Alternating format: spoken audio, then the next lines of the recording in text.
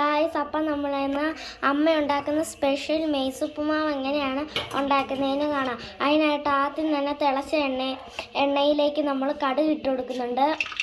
കടുക് നല്ലപോലെ പൊട്ടി വരുമ്പോഴേക്കും നമ്മളിത് ഉള്ളി ഇട്ട് കൊടുക്കുന്നുണ്ട്.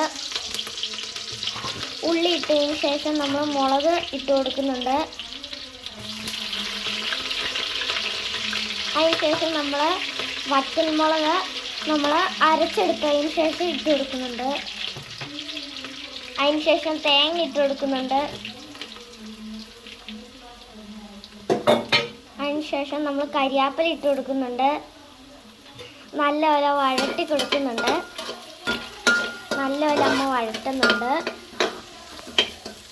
വഴട്ടിയതിന് ശേഷം നമ്മളത് വെള്ളം ഒഴിച്ചെടുക്കുന്നുണ്ട്. വെള്ളം ഒഴിച്ചെടുത്തതിന് ശേഷം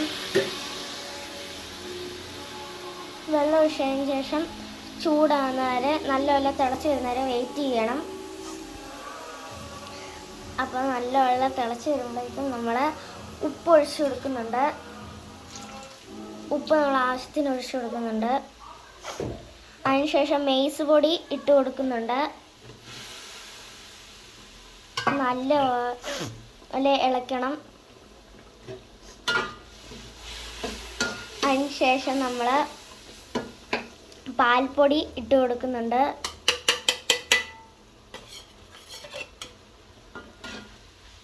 പാൽപ്പൊടി ഇട്ടതിന് ശേഷം നമ്മൾ നല്ലപോലെ ഇളക്കി കൊടുക്കുന്നുണ്ട്. നല്ലപോലെ ഇളക്കി കൊടുക്കുന്നുണ്ട്.